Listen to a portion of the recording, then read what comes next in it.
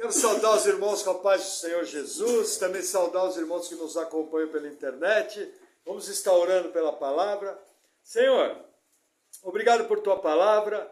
Eu oro em nome de Jesus pedindo que o Senhor venha com a tua graça, edificando a tua igreja. Senhor, nos dá sabedoria e discernimento nessa noite. Em nome de Jesus, amém.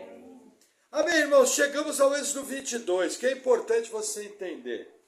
No Êxodo 20 foram dados os 10 mandamentos.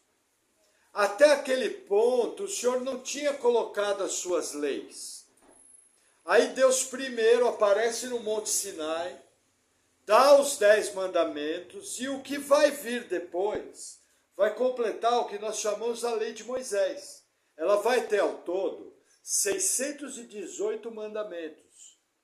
Só que tudo provém, a base de tudo isso vem dos 10 mandamentos, que foram os primeiros que foram dados.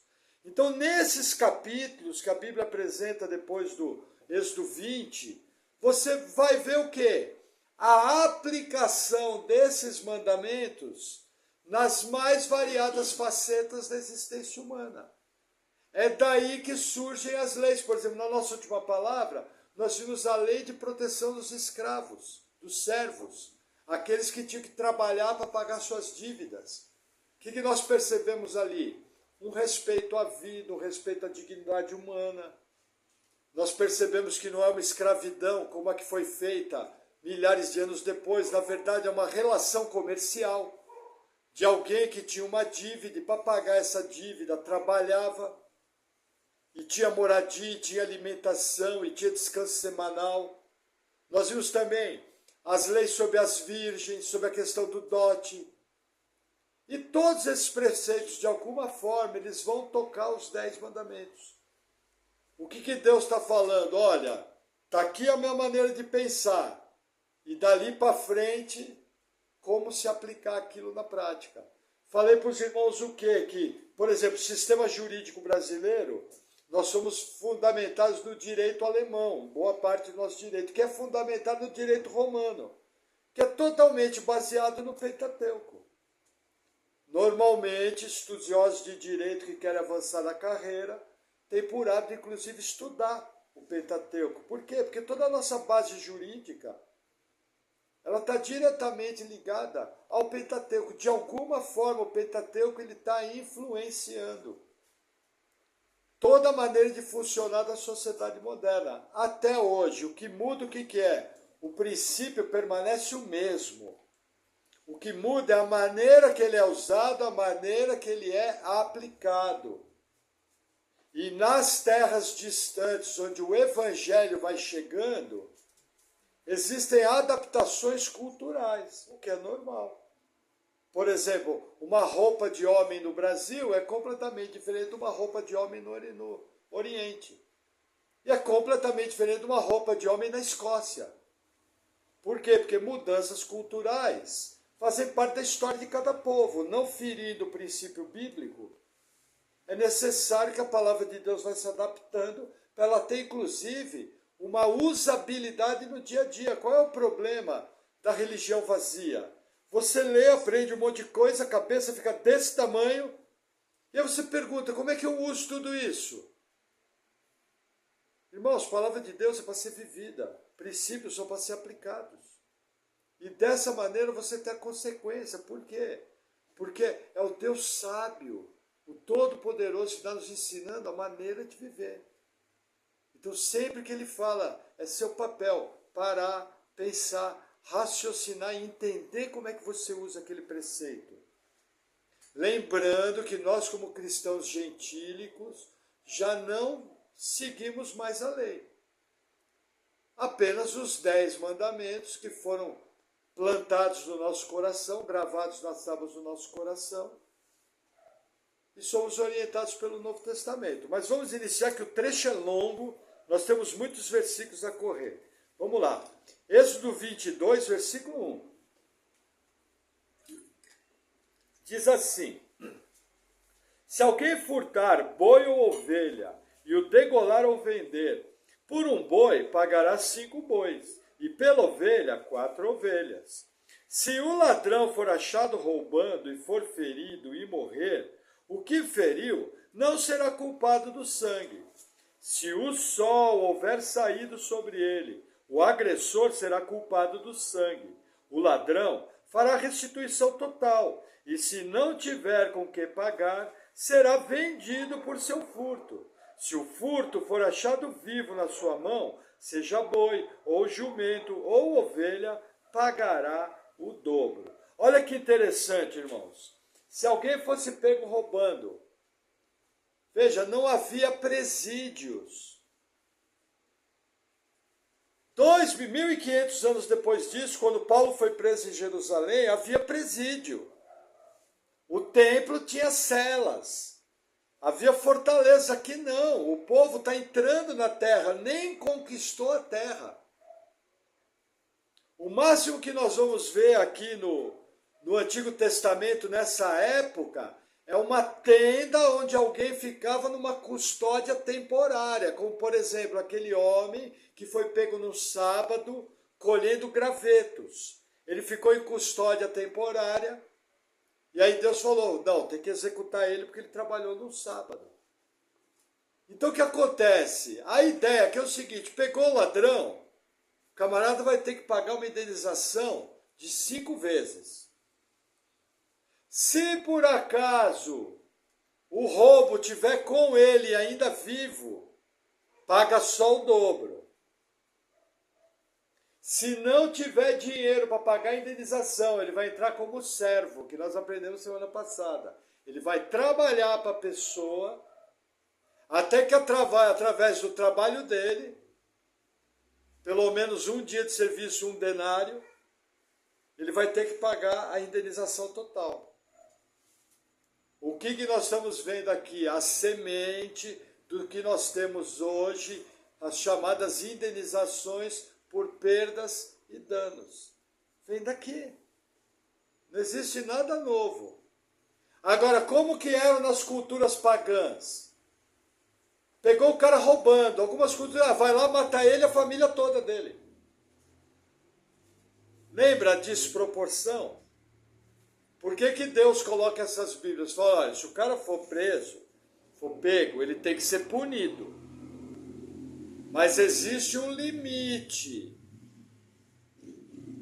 Porque a justiça de Deus não permite exagero. E olha que interessante, o versículo 2 fala o seguinte, se durante a noite, quando o cara tivesse tentado roubar, o dono da propriedade matasse ele, por estar à noite, por causa da questão do medo, por causa do princípio da legítima defesa, aquele camarada não respondia por homicídio.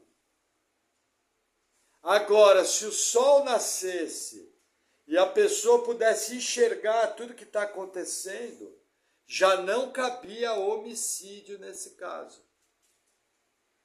O máximo que o dono da propriedade tinha que fazer era capturar o ladrão, para os juízes de Israel aplicarem essa pena que nós acabamos de ler.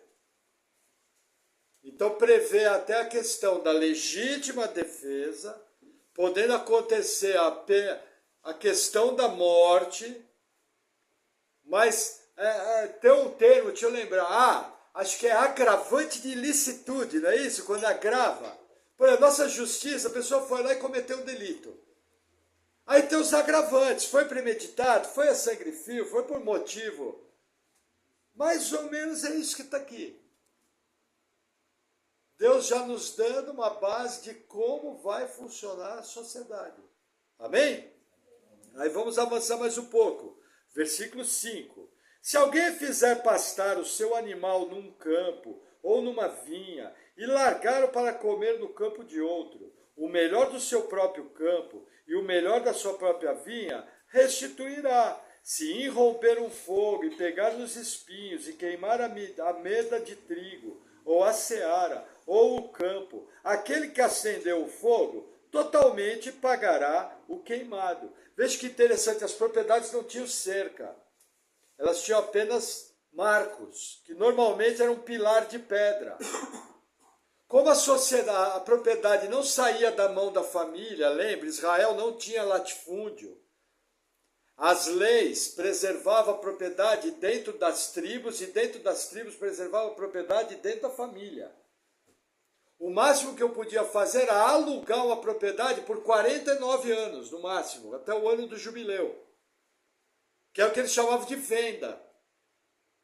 Mas na verdade era um aluguel, porque no ano 50 ela voltava para a minha família. Então o que acontece? As propriedades eram abertas. E gado não conhece marca, o gado não conhece limite. E poderia acontecer do gado atravessar a propriedade. E quando ele chegava na propriedade do outro, ele começava a comer a colheita. O que tinha que fazer? Quem era o dono do gado tinha que pegar o melhor da sua colheita, em proporção igual. E tinha que indenizar quem teve a sua colheita danificada. Mais uma lei por perdas e danos. Novamente você vê que interessante. Aqui não houve intenção, mas houve desleixo. Eu pergunto, se você por desleixo atropelar alguém, você vai responder?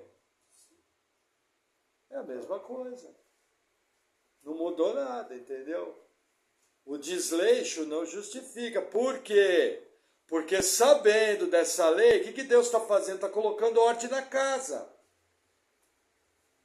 A pessoa sabe que se fizer errado, vai dar problema. Pessoas falam, eu vou roubar. Pô, mas se eu for pego, eu vou ter que pagar 5 vezes. Se eu não tiver dinheiro, eu vou ter que trabalhar como servo para esse cara até pagar a conta. Pô, se o meu boi atravessar a fronteira e lá na cerca do vizinho, poxa, a vinha dele tá bonita, tá quase prestes a produzir. Mas peraí, se o meu boi comer, eu vou ter que pegar o melhor da minha plantação e vou ter que restituir. Qual que é o órgão mais sensível do corpo humano? O bolso. Então o que Deus está fazendo aqui? Através dessas leis, Ele está botando ordem na sociedade, está estruturando a sociedade. O ser humano, por causa da natureza pecaminosa, não pode deixar de ter limites. Por exemplo, nossa Constituição é uma Constituição de direitos. O país virou uma bagunça, todo mundo quer direito, até eu que sou mais bobo quero. Se dependesse de mim, tirava férias remuneradas de 11 meses, trabalhava 1 mês. Porque ninguém é bobo, todo mundo gosta de vantagem. Mas veja, uma sociedade funciona. Por que os marxistas cultural têm tanto problema com a Bíblia? Por quê? Porque a Bíblia trabalha numa sociedade de deveres. Aqui não tem vítima, foi meu boi, coitado do boi, o boi era revoltado com o pai e com a mãe e invadiu. Tudo bem, nós entendemos, só que é o seguinte, você vai indenizar. Não tinha essa de coitadinho, tadinho, ele roubou. É vítima. Não, entendo, só que agora ele vai trabalhar 5 vezes o valor do boi para poder pagar. Percebe por que a Bíblia é tão combatida nos meios comunistas? Por que a igreja é tão atacada? Por que muitas vezes nós somos vítima de acusações até injustas, de coisas que nós nem falamos? É porque a questão é muito mais profunda, a questão é a maneira como a sociedade funciona. E se você chegar para um ateu e ler uma lei como essa, fala, deixa eu te falar uma coisa, eu preciso ler a lei de um país. E eu preciso da tua opinião. E você lê essa lei para o ateu, modificando algumas palavras. Aí você vai chegar para ele e falar o que você achou. O cara vai falar, joia, hein? Legal, que país que é esse? Esse daqui é um país que ainda nem existia, Israel, para entrar na terra de Canaã. Com certeza, qualquer pessoa de bom senso vai gostar. Percebe? A coisa é profunda. Por isso que nós, igreja, somos luz do mundo e sal da terra. Os valores que nós carregamos têm peso. Mudam uma sociedade, mudam a vida de pessoas. Não é pouca coisa. Agora, como que você vai carregar um valor que sequer você conhece? Percebe? Por isso que nós temos que sempre crescer no conhecimento do Senhor. Quanto mais conhece a Deus e mais aplica. Amém? Vamos avançar, versículo 7. Se alguém der ao seu próximo dinheiro ou bens a guardar, e isso for furtado da casa daquele homem, o ladrão, se for achado, pagará o dobro. Se o ladrão não for achado, então o dono da casa será levado diante dos juízes, a ver se não pôs a sua mão nos bens do seu próximo. Sobre todo negócio fraudulento, sobre boi, sobre jumento, sobre gado miúdo, sobre roupa, sobre toda coisa perdida, de que alguém disser que é sua, a causa de ambos será levada perante os juízes. Aquele a quem condenarem os juízes pagará em dobro ao seu próximo. Qual é a situação aqui? Vamos dizer que eu tenho um boi. Aí eu preciso viajar, eu deixo o meu boi na casa do irmão Diego. E aí vai alguém lá e rouba o boi. O que acontece? Olha que interessante, aqui muda um pouco. Primeiro, se for descoberta a fraude, quem for o culpado da fraude paga 2 bois. Porque poderia acontecer o seguinte, eu coloco o boi na casa do irmão Diego e eu vou lá durante a noite e roubo o meu boi. Pode acontecer. Ou o irmão Diego pode armar com uma quadrilha e falar, olha, vamos roubar esse boi aqui, eu digo que não vi. Se ou eu ou o irmão Diego fôssemos pegos, nós pagaríamos o dobro. Não, pastor, o boi foi roubado, ninguém sabe o que aconteceu. Olha que interessante, aqui entra uma coisa chamada sabedoria de Deus. De uma maneira que a Bíblia não descreve, a Bíblia garante que os juízes iam ter entendimento para garantir o resultado justo. Vou dar um exemplo. Nós vamos estudar essa lei, a lei do espírito de ciúmes. Se um homem desconfiasse que sua mulher estava traindo ele, nas sociedades daquela época, ele podia ir lá e matar ela sumariamente. Só por desconfiar. Matava, acabou. Perguntava, por que você matou? Ah, matei porque eu achei que ela estava me traindo. Deus proibia isso. Então ele criou a chamada lei dos ciúmes. O que acontecia? Havia uma água com cinza do tabernáculo. Não vou explicar que é a preparação, que não há tempo. E aí, aquela água a mulher bebia. E ela fazia um juramento diante do sacerdote. Se ela tivesse adulterado, a barriga e a perna dela ficavam inchadas sobrenaturalmente. Se ela não tivesse adulterado, não ficava. Quem garantiu o resultado? Deus. Não era nada na água, porque se fosse na água, em todos os casos, todas as barrigas e pernas ficariam inchadas, ou todas as barrigas e pernas ficariam normal.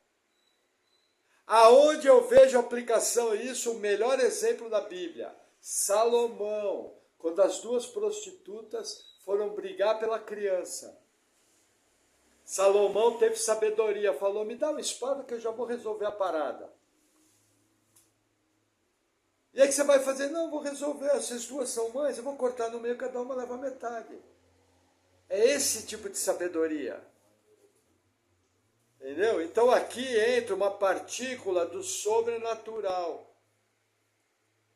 Tá, pastor, bacana, eu até entendo que Deus pode fazer isso na prática, mas e hoje? Hoje a Bíblia orienta o seguinte, orai pelas vossas autoridades, porque um país que tem juízes corruptos sofre, e eu e você sofremos juntos. É o nosso papel orar pela nossa classe jurídica. Agora, a forma que Deus vai agir, não sei, mas cabe a você orar. Entendeu? Por quê? Porque se Deus não garantir, nós vamos viver numa terra injusta para sempre. E a Bíblia ensina que o país que tem um rei, uma autoridade injusta, esse país sofre. Entendeu? Fala mal é fácil. Não estou dizendo que você não pode fazer crítica. Mas nós vamos ver nesse capítulo, a crítica tem que ser feita de uma maneira correta e nunca esqueça de orar. Nunca esqueça de orar. Amém? Vamos seguir, versículo 10. Se alguém der ao seu próximo a guardar um jumento, ou boi, ou ovelha, ou outro animal, e esse morrer, ou for dilacerado, ou arrebatado, ninguém o vendo, então haverá juramento do Senhor entre ambos, de que não pôs a sua mão nos bens do seu próximo, e o seu dono o aceitará, e o outro não o restituirá. Mas se de fato lhe tiver sido furtado, pagá-lo-á ao seu dono. Porém, se lhe for dilacerado, trá-lo-á em testemunho disso, e não pagará o dilacerado. E se alguém... Opa, fazer uma pausa aqui, vai entrar outro assunto. Irmãos, emprestei um animal. O animal foi dilacerado, ninguém viu. Quem emprestou o animal para mim tem que aceitar meu juramento. Quem garante o juramento? Novamente Deus. Nós temos que entender que aqui é uma sociedade teocrática. Ah, pastor, como é que eu vou ter certeza de que Deus vai garantir o resultado? Só vou te dar um exemplo. Quando Coré se revoltou contra Moisés, o que foi feito? Ó, separa a turma de um lado com o incensário na mão.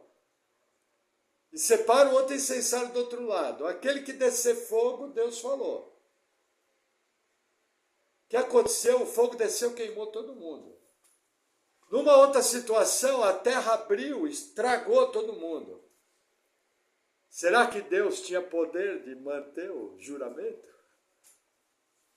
Percebe? Uma sociedade que teme a Deus. Hoje em dia, isso se desvirtuou.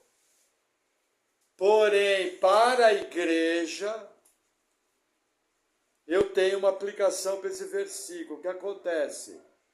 Lá fora, no mundo, nós fazemos tudo com testemunha. Na igreja, presta atenção que eu vou falar, receba isso com cuidado. Não entenda mal a minha frase, por favor. Mas na igreja a regra é o seguinte, se o irmão falou, a tua primeira atitude é que ele está falando a verdade. Ah, pastor, mas eu não sou bobo. Aí você vai averiguar, você vai pesquisar, você vai conversar. Mas, sempre que um irmão fala, nós somos povo de Deus. A minha primeira reação é que ele está falando a verdade. Nossa, pastor, é difícil, você não sabe o quanto. Às vezes nós ouvimos uma história, está escrita aqui na testa, mentira. O nariz está pior que o do Pinóquio. Você sabe que a pessoa está mentindo na sua lata. Mas a primeira reação, entendi, irmão, tá bom, irmão, depois eu vou fazer isso, vamos orar agora, é engraçado, já aconteceu. Você bota a mão na pessoa e ora. E põe a turma para orar. Já vi casos, deu um trelelê, não sei o que Deus fez, o que Deus moveu. Eu já vi casos até da pessoa vir confessar o pecado. Ou aconteceu uma situação em que tudo foi esclarecido. Porque o que acontece, como cristão, a minha palavra tem que ser sim, sim, não, não. Se eu estou mentindo, eu me encaixo no caso de Ananias e Safira, Atos 5. Que venderam o terreno e seguraram parte da grana. O que aconteceu com eles? Deus fulminou os dois. Percebe a seriedade de você mentir diante da igreja? Agora, é lógico, irmãos, tudo com critério. Ninguém vai ser bobo. A mesma Bíblia que ensina a confiar na palavra do irmão, também ensina você ser prudente como a serpente e simples como as pombas. Entendeu? Então, cuidado. Tem muita lobo em pele de cordeiro que se diz crente. Cuidado com negócios, cuidado com relações de dinheiro. Pode dar muito problema. Tem gente muito sem vergonha. Outro dia aconteceu uma situação, chegou uma mensagem no meu WhatsApp. E o irmão veio, queria fazer uma oferta e veio me perguntar, você conhece a pessoa? Eu falei, conheço, que bom que você me ligou, você ia tomar bonde. Entendeu? Então o que acontece, irmãos? converse, pergunte e faça tudo com discernimento e certeza. Amém? Vamos avançar mais um pouquinho, 14, esse trecho é mais rápido. E se alguém pedir emprestado ao seu próximo algum animal e for danificado ou morto, não estando presente o seu dono, certamente o pagará. Se o seu dono estava presente, não o pagará. Se foi alugado, será pelo seu aluguel. Olha essa lei que interessante. Peguei emprestado o boi do irmão Doni para a minha terra. Aí o boi estava trabalhando, deu um infarte no boi. E o boi morreu. Se não tinha ninguém vendo, o boi estava na minha mão, eu estava guiando, eu tinha que indenizar o irmão pelo boi. Agora, se o irmão estava junto, ele estava acompanhando o uso do animal. E acontecesse alguma coisa por maus tratos, o dono estava olhando. Não podia ser cobrado. Por exemplo, eu lembro de um irmão muito querido, ele não gostava de emprestar ferramenta. O que ele fazia? Você chegava para ele e falava, me empresta o machado. Você precisa tomar cuidado. Ele falava, irmão, me empresta a ferramenta. O que você quer fazer? Quero cortar a árvore. No dia seguinte ele aparecia na sua casa com o machado e ele cortava a árvore. Mas ele simplesmente não gostava de emprestar a ferramenta. Era o jeito do irmão fazer o quê? E ele ia lá fazer o serviço, mas já vi com motosserra, com roçadeira, com um monte de coisa. Era o jeito desse irmão. Entendeu? Eu, por exemplo, eu empresto as ferramentas. Mas se quebrar na mão da pessoa, eu não vou cobrar. Então eu empresto, mas fico meio de segunda. Fico meio orando, intercedendo, Senhor, que não quebre. Agora, se a coisa for ruim, tiver meio quebrado, por exemplo, eu tinha uma furadeira que, misericórdia. E tinha gente que tinha coragem de pedir aquela furadeira emprestada. Eu emprestava, falava, irmão, se quebrar nem esquenta, porque ela morreu faz uns 2 anos, eu não sei nem por que ela está vivendo ainda. Entendeu? Mas assim, se você tomar algo emprestado e quebrar, devolva. Se você tiver sem dinheiro, já aconteceu comigo de pedir coisa emprestada porque eu não tinha dinheiro para comprar. Fala para a pessoa, fala, fulano, quebrou na minha mão, eu não tenho dinheiro agora, mas irmão, fica tranquilo que eu vou dar um jeito de te repor isso aí. E faça, porque é uma coisa que agrada a Deus. E é aquilo que eu costumo falar, até os ateus que têm caráter fazem isso. Agora imagina alguém que diz que serve a Jesus, como é que tem que agir? Entendeu? Já vi gente na igreja, infelizmente, muito aproveitadora.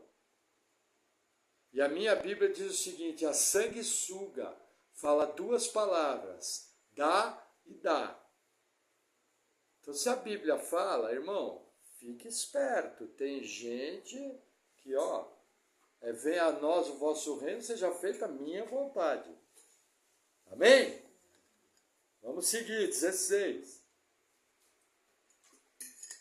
Se alguém enganar alguma virgem que não for desposada e se deitar com ela, certamente a dotará e tomará por sua mulher. Se seu pai inteiramente recusar dar-lhe, pagará ele em dinheiro, conforme o dote das virgens. Olha que interessante, irmãos. Essa passagem é para proteger da fornicação, da relação sexual entre pessoas não casadas. Lembra do não adulterarás?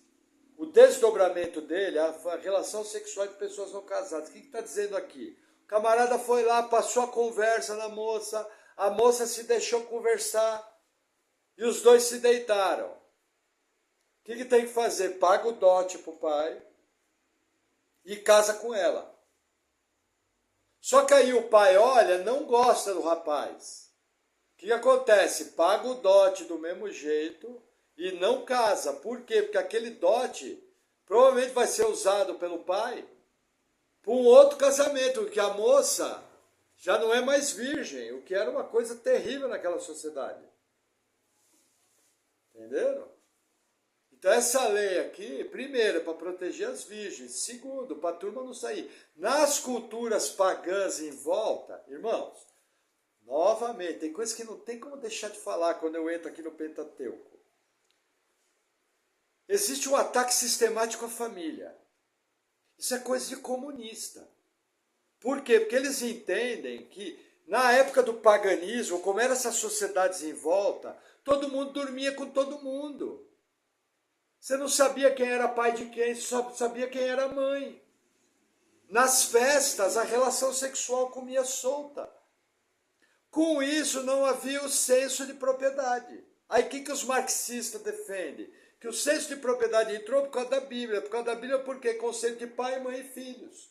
No momento que o cara tem uma família, no momento que o cara tem uma propriedade marcada por Marcos, ele vai querer transferir aquela propriedade para sua prole. Como o marxismo define que ninguém tem que ter dinheiro, só eles. É que é só a cúpula do partido que é rico. O que acontece? Então vamos combater o cristianismo, que é o pai de todos os problemas. Como é que eu vou combater o cristianismo? Não dá, porque, veja, até o cachaceiro do bar, se você chegar na porta do bar e falar, ó, vamos fazer uma reza aqui, todo mundo faz cara de sério. E ouve a reza lá, e ainda baixa a cabeça, tira o chapéu e põe na mão. Porque nós temos esse conceito no nosso coração. Então o que nós vamos combater? Vamos combater direto a família. Como? Descaracterizando o casamento cristão. Entende de onde vem a raiz do problema? Entende? Esses capítulos. Entendeu? O marxismo cultural quer que a virgem não case. E que não forme uma família. Porque aí não tem senso de propriedade. Essa é a jogada. Por isso nós somos tão combatidos. E olha, irmãos, vou falar uma coisa para vocês. Em países da Europa, e algumas grandes cidades americanas, a coisa tá feia. Você vai no Canadá, tá terrível a coisa.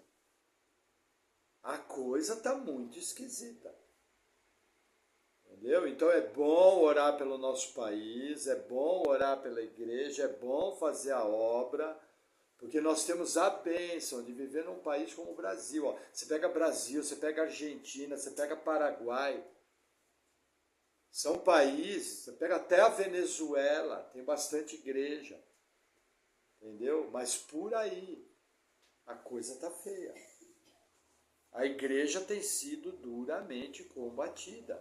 Ou ela é combatida diretamente por perseguição física, ou por perseguição intelectual. E aí fica o problema das crianças, porque as crianças estão sendo doutrinadas num sentimento anticristão.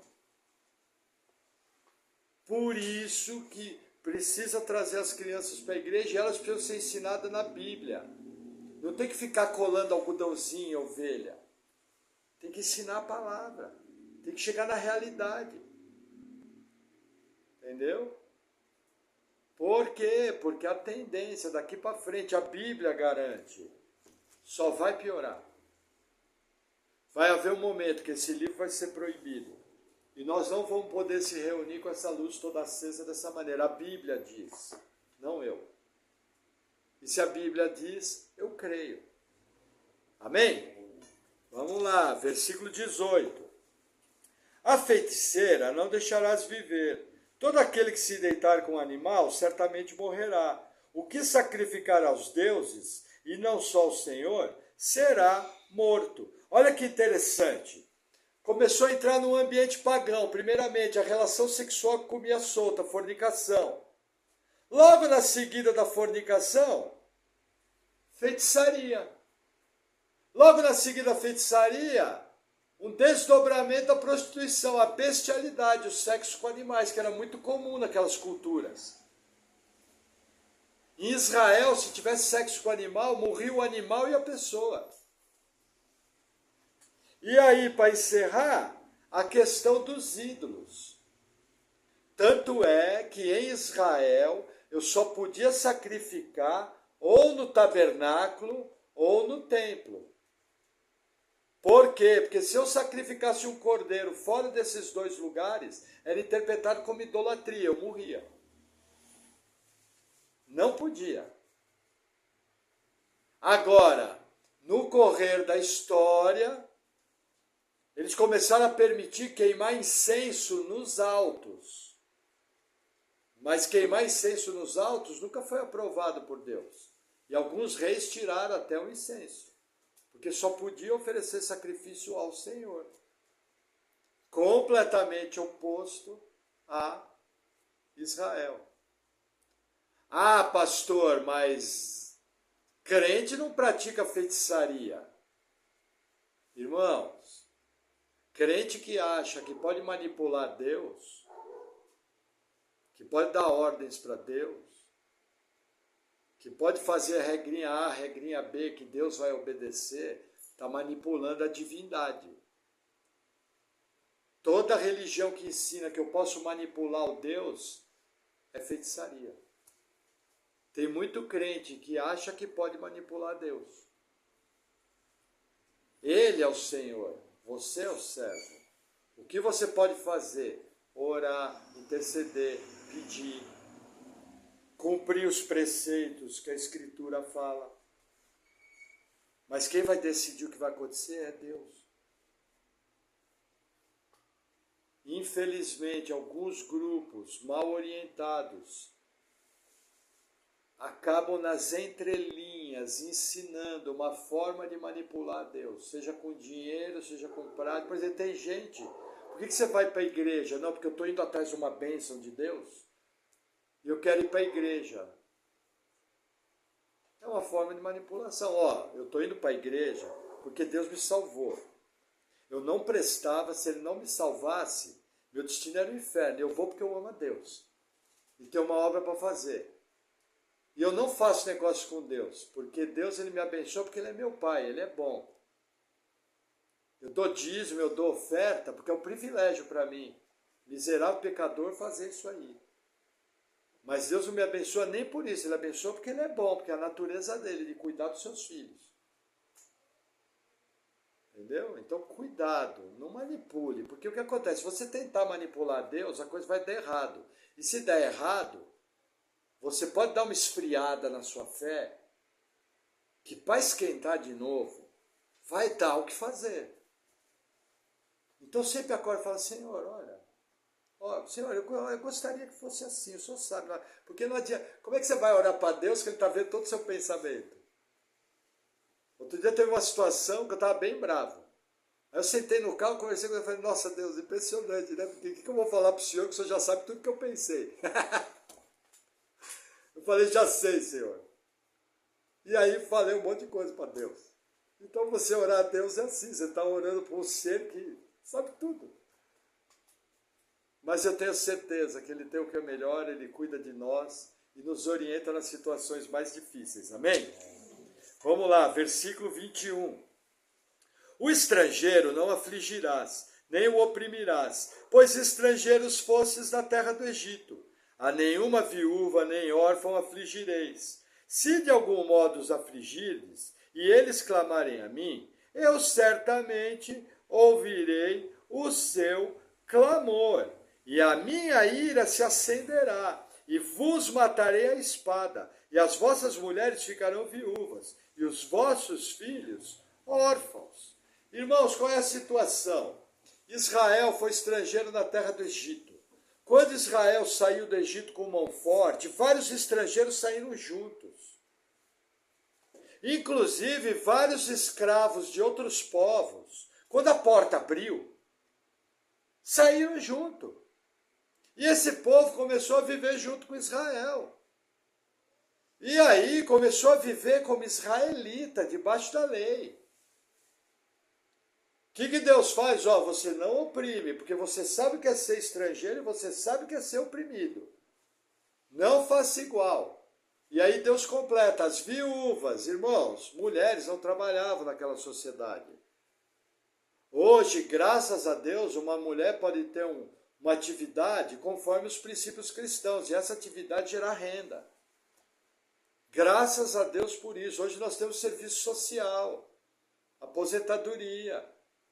Naquela época, se a mulher ficasse viúva, ficasse órfã, não tinha quem cuidasse. Entendeu? Então o que Deus está falando? Olha, se você oprimir, vocês vão morrer à espada. Melhor aplicação disso, livro do profeta Amós. Deus veio e moeu o reino do norte. Trouxe os assírios. Quem estava aqui nas palavras lembra como os assírios eram simpáticos. Eles amarravam ganchos das pessoas e levavam arrastado pelo cavalo. Eles rompiam a barriga das virgens e matavam a criança e o bebê junto. Eram extremamente amorosos. Por que aconteceu isso com Israel? Entre outras coisas, porque desrespeitou parte de tudo isso que está escrito aqui, inclusive a opressão da viúva. Quando você vê os profetas, você vê o Pentateuco em ação. Quando você vê as desgraças na terra hoje, você está vendo os efeitos da maldição da lei naqueles que estão debaixo da lei, que é a humanidade inteira que não foi alcançada por Cristo. Lembra que Jesus se fez maldição no seu lugar? Nós não estamos mais debaixo da maldição da lei. Agora, quem não está em Cristo está debaixo da maldição da lei. Transgrediu, consequência vem. O mundo inteiro está debaixo da maldição da lei. Entende agora? Porque tanta peste, tanta doença, tanta guerra, tanta injustiça. Lógico, a análise que eu estou fazendo é extremamente simplista. Mas você pode ter certeza que em algum grau as desgraças humanas têm um nome, juízo. Agora, a forma que Deus opera isso, que também Deus equilibra através da sua graça, porque tem muita gente nesse planeta que já merecia ter partido para outra vida e Deus, na sua bondade, não recolheu. Tem muita gente que, se fôssemos nós no lugar de Deus, a gente já tinha apertado o botão vermelho e puf, já tinha explodido tudo. Porque Deus é bondoso, a misericórdia triunfa sobre o juízo. Mas eu tenho que entender que o juízo uma hora chega. E chegava para Israel. E chega para mim e para você. Primeira epístola de Pedro fala o seguinte: não estranhei o fogo purificador que há no meio de vós, para provar-vos. Então, quando vem tribulação sobre a igreja, é Deus que traz o fogo para purificar. Porque ser crente para comer picanha, comer churrasco é fácil, inclusive me chama. Nunca esqueça disso. Agora, a hora que a coisa pega preço, aí eu quero ver quem é crente, quando a coisa aperta. Amém? Vamos seguir, 25. Se emprestares dinheiro ao meu povo, ao pobre que está contigo, não haverás com ele como um usurário, não lhes imporeis usura. 26. Se tomares um penhor a roupa do teu próximo, lhe o restituirás antes do pôr do sol, porque aquela é a sua cobertura e o vestido de sua pele. Em que se deitaria? Se, pois, que quando clamar a mim, eu o ouvirei, porque sou misericordioso. Qual que é a questão aqui? Não podia emprestar com juro para o israelita. Juro de agiota. Entendeu? Se você pegasse um penhor, a pessoa era pobre, e você pegasse a capa como penhor, você tinha que devolver no pôr do sol. Por quê? Porque os pobres só tinham a capa para se deitar e para se cobrir. E isso era mais comum do que você pensa. Muita gente em Israel era pobre. Pobre, pobre, pobre, sem recursos, de ter uma capa. Irmãos, o apóstolo Paulo, quando estava preso na prisão Mamertina em Roma, e ele escreve 2 Timóteo, Paulo sabe que está para morrer. Ele pede, olha, quando vieres, traz a capa. Porque aquela prisão em Roma era extremamente fria. No inverno, Roma dá temperaturas negativas terríveis. Paulo estava no subsolo, você pode visitar esse lugar hoje, no qual ele via a luz do sol através de um buraquinho de 10 centímetros. E o que ele pede? Ele pede os livros e pede a capa. É essa capa que está aqui. Eu pergunto, preso na cadeia, tem dinheiro? Não tem nada, entrega tudo. A hora que entrou, a vida não é mais dele. Entendeu? É Deus colocando leis justas para proteção da sobrevivência da pessoa. Esse princípio da humanidade tem que ser seguido até hoje, tá? Obra social tem que ser feita com critério. Primeiro, os da própria casa. Segundo, os da família. Terceiro, os da família da fé. Quarto, os de fora, orientado pelo Espírito Santo. Agora, você não vai fechar os olhos, né, para uma pessoa com fome. Não custa nada, né? Dar uma comidinha, dar um lanche, dar uma fruta. Entendeu? Você pode não dar dinheiro para não comprar crack, essas coisas aí é outra história, mas faça com sabedoria. E aí, caminhando para o fim, versículo 28.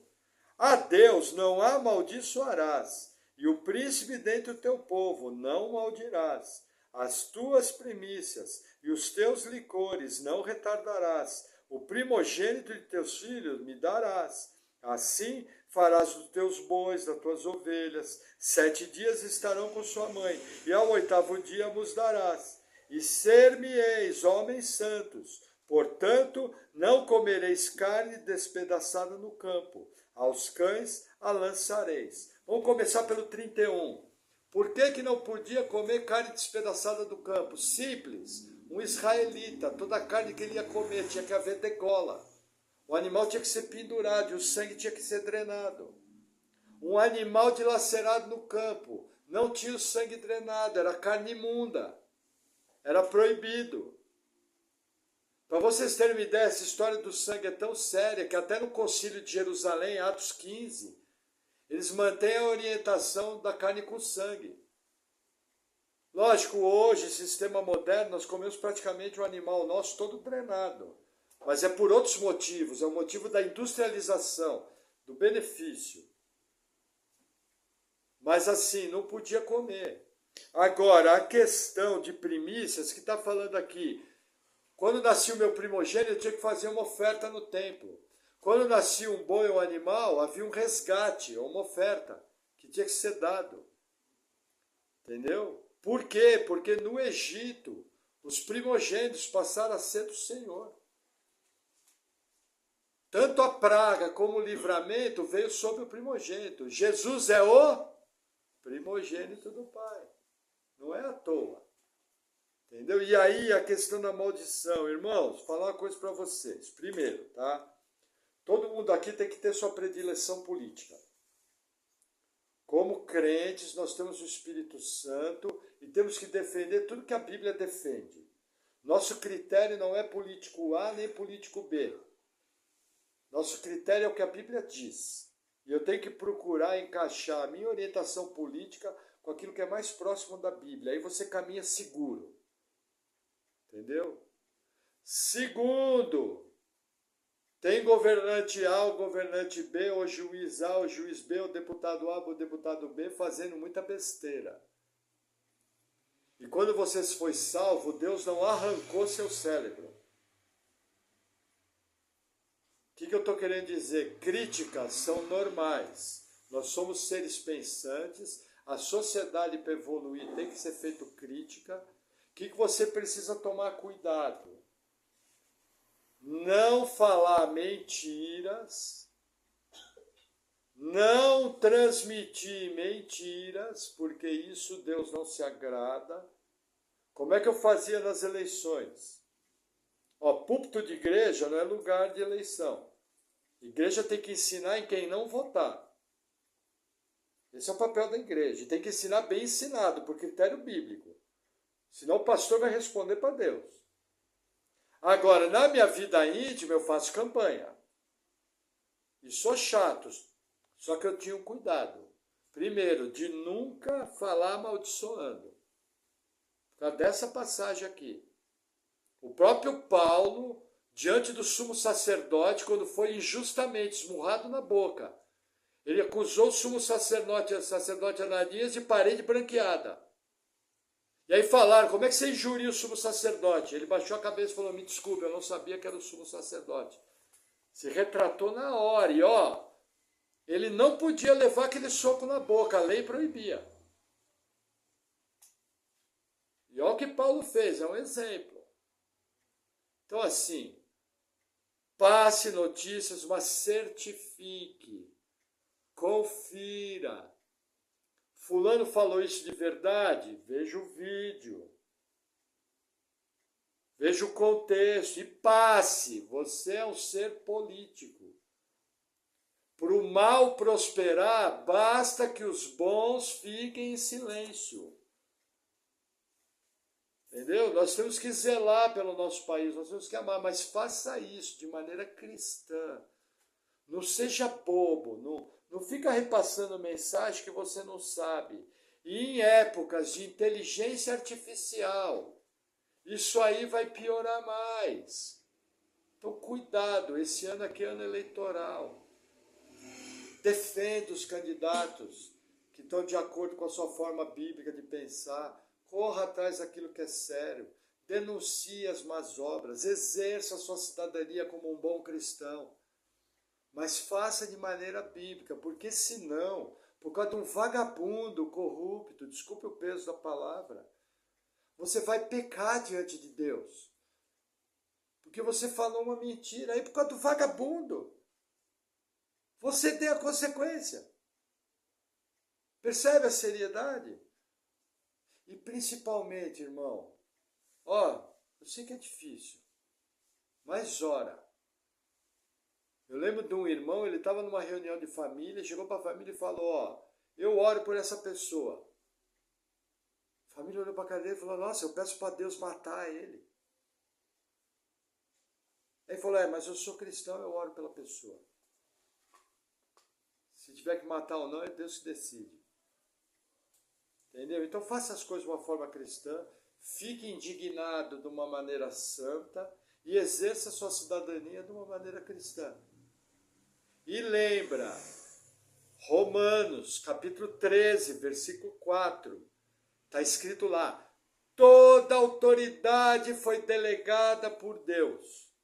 Todas as vezes que o povo de Israel agiu mal, Deus colocou uma autoridade ímpia, Nabucodonosor, os assírios, reis ímpios.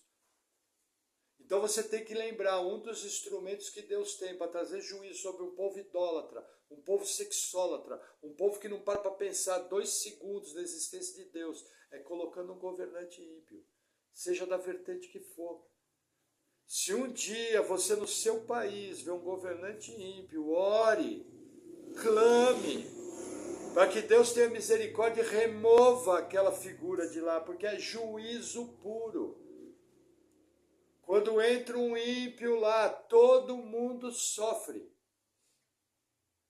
Por isso que nós temos que zelar por tudo aquilo que é bom. Agora, meu papel como seu pastor é te ensinar a fazer de uma maneira bíblica, para que você não peque. Mas de maneira nenhuma eu vou me intrometer na sua cidadania. Sua cidadania tem que ser exercida em cima da verdade bíblica. Ponto final. Amém? Amém. Vamos orar?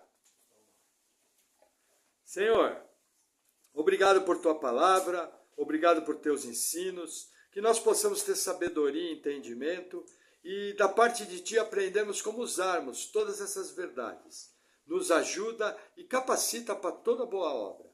No nome de Jesus, amém. Amém, irmãos, glória a Deus.